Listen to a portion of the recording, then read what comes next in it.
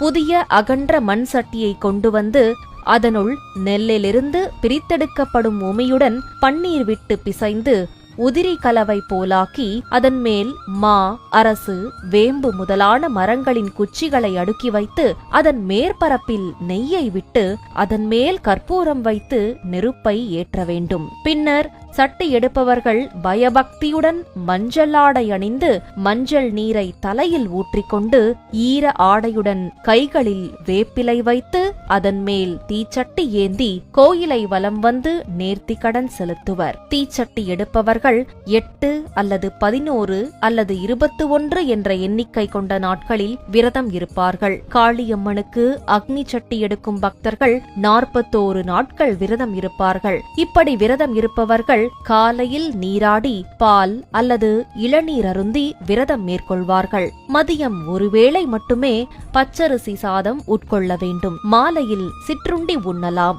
தினமும் 2 வேளை நீராட வேண்டும் என்கின்றனர். இப்படி பயபக்தியுடன் விரதம் இருந்து தீச்சட்டி எடுப்பவர்கள் அம்மன் அருள் பெற்றவர்களாக கருதப்படுகின்றனர்.